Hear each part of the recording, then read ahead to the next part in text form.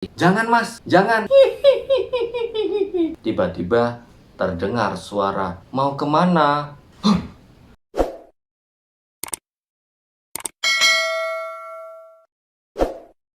Kamera roll, yuk on. Assalamualaikum warahmatullahi wabarakatuh. Kembali lagi di channel Wingit Misteri. Masih bersama saya, Umam, host kali ini yang akan membawakan cerita-cerita misteri dan pengalaman-pengalaman mistis. Cerita kali ini datang dari teman saya yang pada waktu itu dia sedang melakukan liburan bersama istrinya di sebuah hotel, dan tentu saja nama dan tempatnya kita samarkan. Anggap saja hotel ini berada di Bali. Dan teman saya ini sebut saja namanya Teguh dan istrinya Sari. Mas Teguh ini dan Mbak Sari melakukan liburan karena memang Mas Teguh mendapatkan cuti dari perusahaannya yang dimanfaatkan oleh Mas Teguh untuk berlibur bersama dengan istrinya. Mbak Sari pun mencarikan hotel yang menurut Mbak Sari ini terbaik untuk melakukan liburan. Dia memilih hotel di kawasan Ubud, Bali yang tepatnya itu masih asri dan banyak dikelilingi dengan persawahan. Memang pada waktu itu Mas Teguh melihat foto-foto yang ditunjukkan oleh Mbak Sari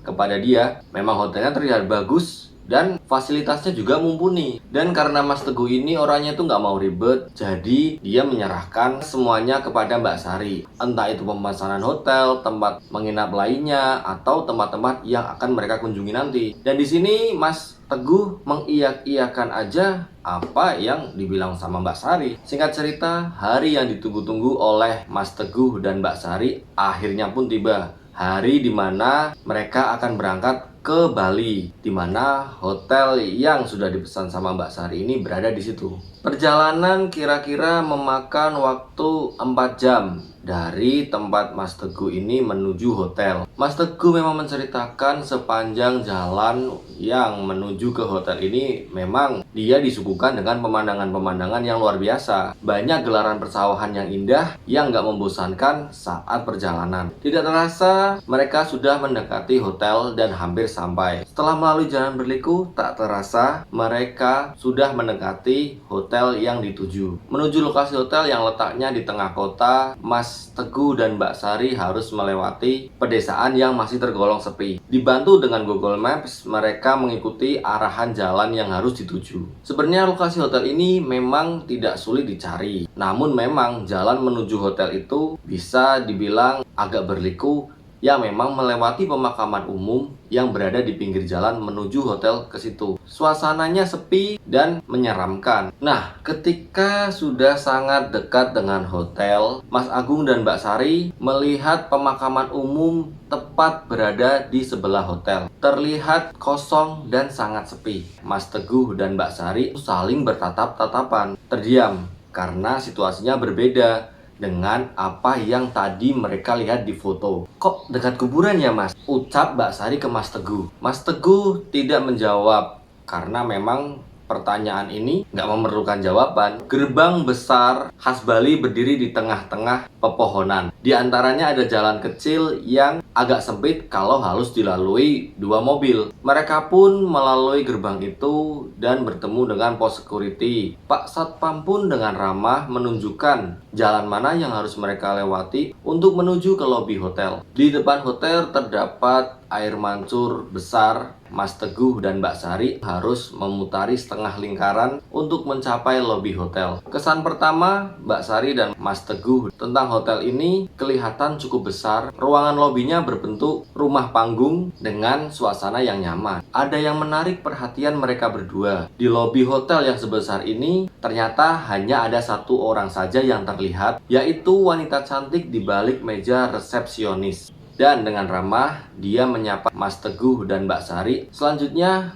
Mbak Sari melakukan proses check-in. Sementara Mas Agung melihat-lihat dari balkon hotel, Mas Teguh melihat ke sekeliling halaman hotel. Tapi karena sudah menjelang malam, jadinya nggak seterang siang. Walaupun begitu, Mas Teguh masih bisa menikmati pemandangan di sekitar hotel yang memang indah. Saat Mas Teguh sedang menikmati pemandangan, tiba-tiba terdengar suara sapaan dari lobi resepsionis. "Selamat sore Pak, ada seseorang yang duduk di kursi, tepatnya di mana dia masih satu ruangan dengan Mas Teguh berdiri di balkon hotel. Seorang pemuda berusia sekitar 20 tahunan mengenakan kemeja lengan panjang berwarna putih dan celana panjang berwarna hitam. Memang terlihat dia seperti pegawai baru atau pegawai magang di hotel ini. "Sorry juga Mas." Mas Teguh membalas sapaan ramah dari pemuda ini dengan senyuman. Karena memang jarak mereka hanya beberapa meter. Setelah menyapa balik pemuda itu, tiba-tiba terdengar panggilan dari Mbak Sari yang mengabarkan proses check-in hotel sudah selesai. "Mas, ini prosesnya sudah selesai. Ayo buruan ke kamar." Mas Teguh menoleh lagi kepada pemuda ini dan ternyata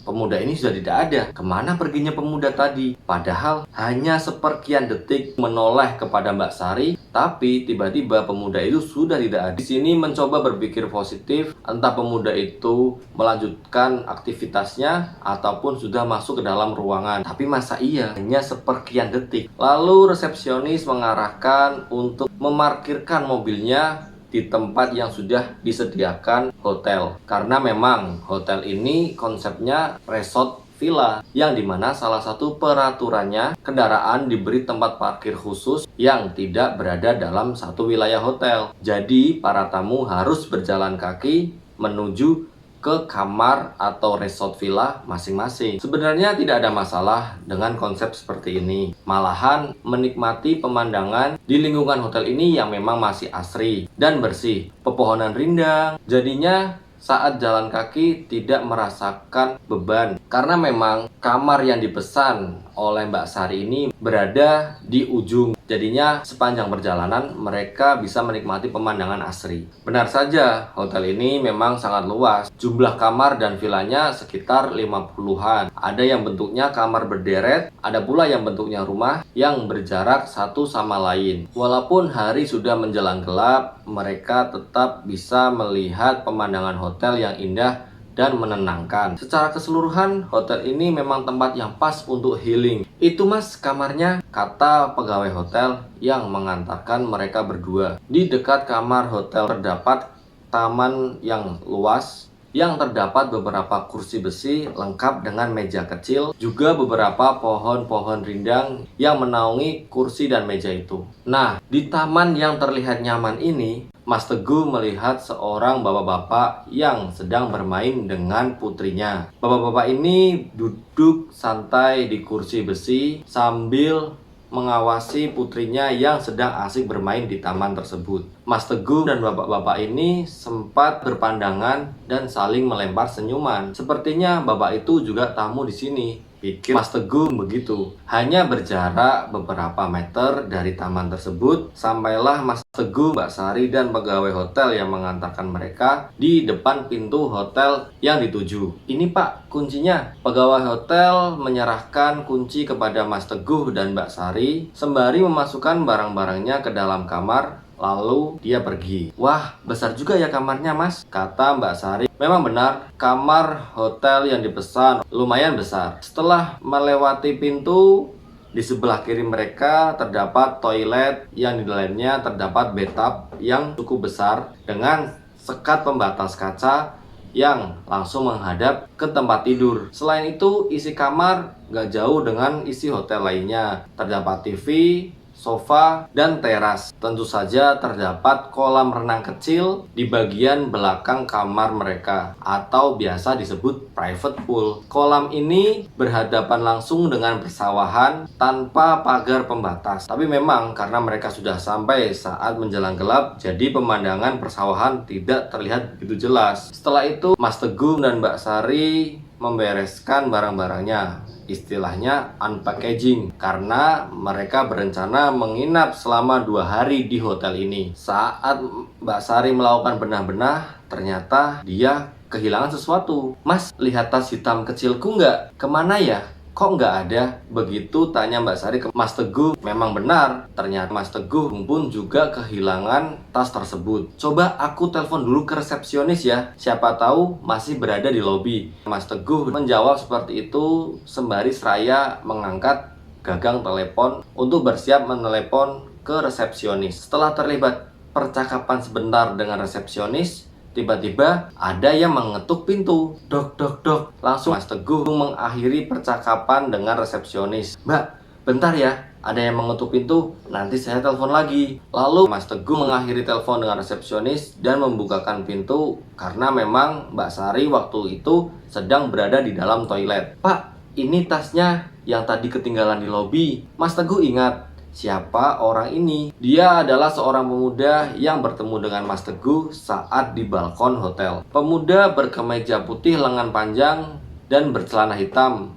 Benar, Mas Teguh mengenalnya. Dia adalah pemuda yang bertemu tadi. Oh iya mas, kok cepet banget ya mas? Baru aja aku tadi nelpon resepsionis, kok tasnya udah sampai sini aja. Sembari berterima kasih, pemuda itu pamit pergi. Padahal Mas Teguh di sini masih penasaran, benarkah pemuda itu yang dia lihat di lobi tadi atau bukan? Lalu Mas Teguh pun menutup pintu hotel dan malam pun bergulir. Di belakang kamar hotel terdapat sebuah kolam kecil dengan atap terbuka dan dilengkapi dengan gazebo. Di gazebo inilah Mas Teguh dan Mbak Sari berbincang-bincang santai menikmati malam. Sempat mereka berdua ini membicarakan tentang hotel ini yang sepi pengunjung, tapi Mas Teguh berasumsi bahwa ini kan bukan hari libur, makanya hotel ini sepi. Mungkin seperti itu. Perbincangan terus bergulir dan lewat jam 11 malam, nyaris menuju tengah malam. Nah, ketika Mas Teguh dan Mbak Sari ini asik berbincang-bincang, tiba-tiba mereka mendengar suara percakapan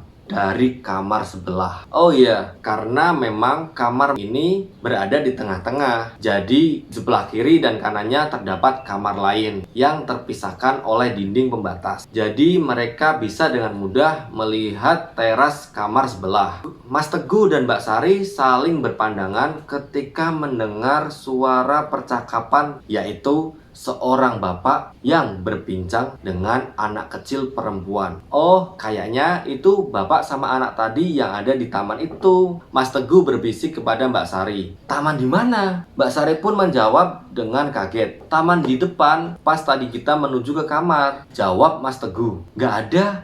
Aku nggak lihat. Mbak Sari dan Mas Teguh pun di sini saling kebingungan.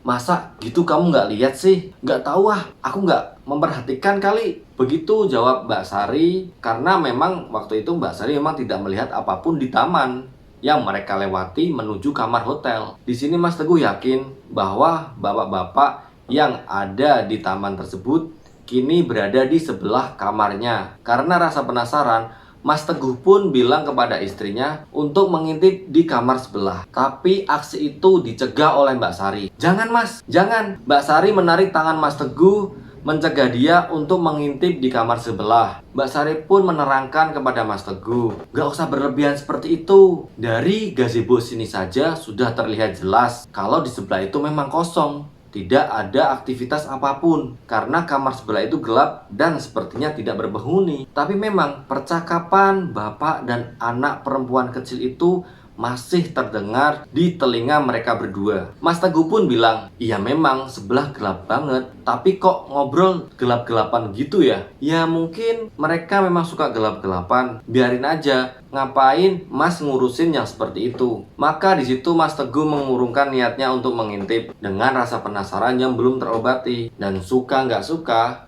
mereka berdua harus mendengarkan percakapan bapak-bapak dan anak perempuan kecil tadi. Cukup lama mereka mendengarkan percakapan bapak-bapak dan anak-anak tadi yang terdengar samar-samar, yang awalnya nggak ada perasaan apa-apa, sampai ketika merasa ada yang aneh. Sebelumnya terselip percakapan, tawa, canda, tiba-tiba berubah menjadi tangisan lirih anak perempuan. Sementara si bapak berbicara seperti dengan nada kesedihan. Mas Teguh dan Mbak Sari menyadari akan hal itu dan saling bertatapan. Dan mereka berdua saling bertanya-tanya. Lama-kelamaan makin aneh. Anak perempuan itu bisa tiba-tiba berubah. Kadang tertawa ceria, lalu menangis terseduh-seduh. Mas, aku merinding, kata Mbak Sari kepada Mas Teguh. Mas Teguh pun menjawab, iya, aku juga merasa merinding. Lalu Mas Teguh memberi kode tanpa banyak bicara, langsung mengajak Mbak Sari ke dalam kamar. Nah, ada yang aneh di sini. Saat Mas Teguh dan Mbak Sari berjalan dari gazebo menuju kamar, tiba-tiba terdengar suara, "Mau kemana?" Mas Teguh pun kaget di sini. Dia yakin suara itu berasal dari bapak-bapak yang berada di sebelah kamar. Belum selesai di situ, saat di dalam kamar, Mas Teguh dan Mbak Sari langsung duduk di atas tempat tidur. Mbak Sari di sini terlihat cemas dan ditenangkan oleh Mas Teguh. Mas Teguh mencoba menenangkan Mbak Sari dengan berkata bahwa suara tadi itu kita emang salah dengar. Tapi nggak mungkin, Mas. Tadi aku benar-benar dengar dengan jelas. Suara itu negur kita. Udahlah, sekarang kita tidur aja, kata Mas Teguh kepada Mbak Sari. Kira-kira jam 1 malam, Mas Teguh masih terjaga dan Mbak Sari terlihat sudah tertidur karena memang posisi Mbak Sari membelakangi Mas Teguh. Di sini Mas Teguh terus kepikiran kejadian yang dia alami di gazebo tempat Mbak Sari dan Mas Teguh bersantai. Setelah berada di kamar, Mas Teguh pun masih tetap mendengarkan suara tawa anak kecil itu di sebelah kamar yang terdengar samar-samar. Disitulah kenapa Mas Teguh masih terjaga dan belum bisa tidur dengan nyenyak. Selanjutnya, Mas Teguh mendengar obrolan tadi berpindah yang dari samping kamar ini berada di depan kamar mereka. Penasaran, Mas Teguh lalu beranjak dari tempat tidurnya dan berjalan menuju ke pintu kamar. Makin jelas perbincangan ini terjadi sama seperti sebelumnya antara bapak dan anak perempuan kecil ini. Mas Teguh pun terus melangkah mendekati pintu. Sampai akhirnya Mas Teguh pun terhenti ketika mendengar perkataan yang membuat bulu kuduknya merinding. "Kamu mau masuk?" "Mau, Pak." Suara laki-laki dewasa dan anak kecil perempuan terdengar jelas di telinga Mas Teguh. Mendengar percakapan itu persis terjadi di depan pintu Mas Teguh pun tidak berani membukakan pintu. Anehnya, setelah percakapan tadi, suasana menjadi hening, sunyi, dan sepi. Kemudian Mas Teguh kembali berjalan menuju ke tempat tidurnya. Setelah sampai di tempat tidur pun belum ada suara lagi, suasananya masih hening dan sunyi. Perasaan Mas Teguh di sini nggak karuan. Di atas tempat tidur, dia belum juga bisa memejamkan matanya. 1 menit, 2 menit, 5 menit, sampai 10 menit berlalu, tidak terjadi apa-apa. Tapi entah berapa menit kemudian, Mas Teguh di sini menahan nafasnya. Dia mendengar tawa anak kecil perempuan itu tadi. Kali ini bukan dari sebelah kamar ataupun di depan kamar, melainkan suara ini berasal dari dalam kamar Mas Teguh. Suara tawa cekikikan anak perempuan ini terdengar jelas di lorong pintu kamar Mas Teguh.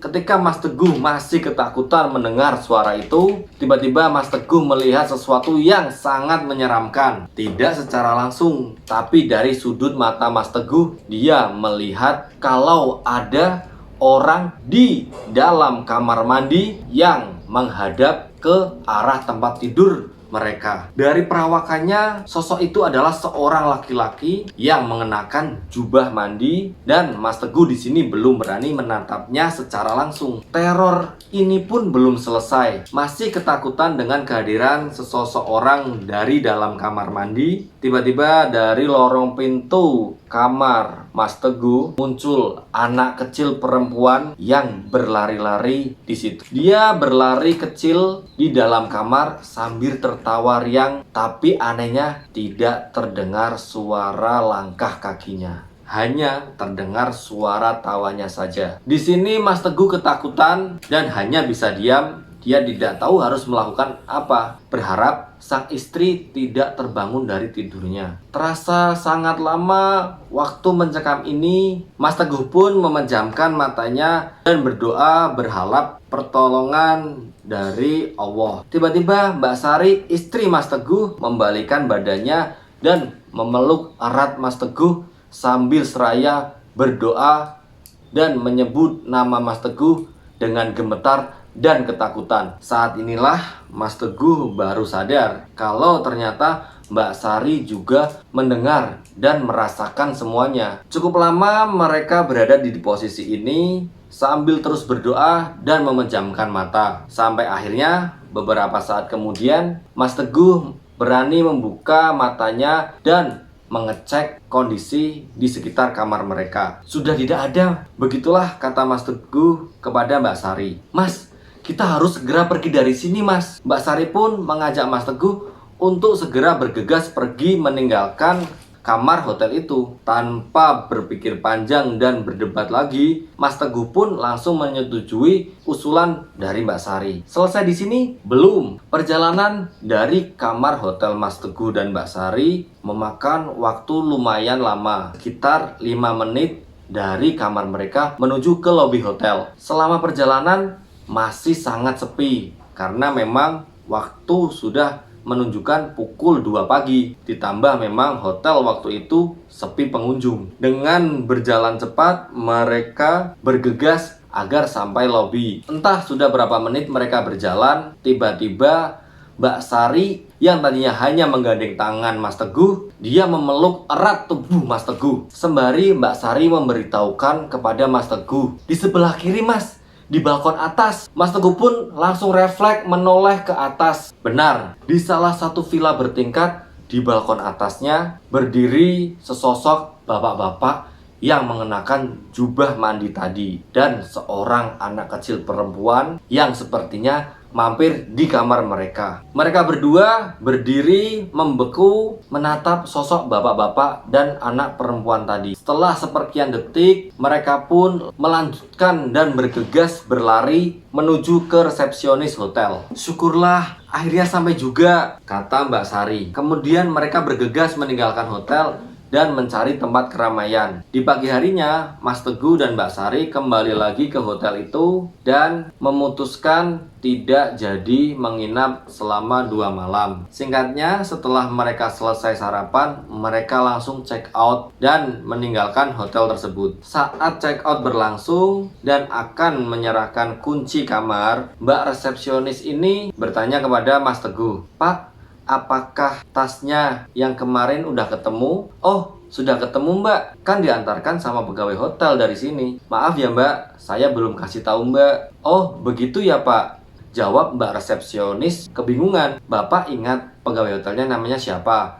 tanya Mbak resepsionis lagi. "Sepertinya pegawai magang di hotel ini karena dia berpakaian putih dan hitam," jawab Mas Teguh. "Oh, baik, Pak." Sembari masih kebingungan mendengar jawaban dari Mas Teguh. Di sini, Mbak resepsionis memang kelihatan aneh dan terlihat gugup. Tapi Mas Teguh pun tidak ambil pusing atas hal itu. Dia langsung menuju ke parkiran dan membawa mobilnya keluar dari hotel itu. Tapi karena masih penasaran, Mas Teguh pun berhenti di pos security dan menanyakan kepada Bapak Satpam, "Pak, kemarin di sini ada anak magang ya yang berseragam hitam putih. Sekarang orangnya di mana ya? Saya ingin mengucapkan terima kasih karena kemarin sudah mengembalikan tas saya," tanya Mas Teguh kepada Bapak Satpam. "Wah, di sini sudah lama nggak ada pegawai magang, Pak. Nggak ada juga karyawan yang berseragam hitam putih. Mungkin Bapak salah lihat. Kalaupun ada, pasti saya tahu." Begitu jawaban dari Bapak Satpam yang membuat Mas Teguh dan Mbak Sari ini penasaran, tapi mereka sudah tidak ingin mencari tahu.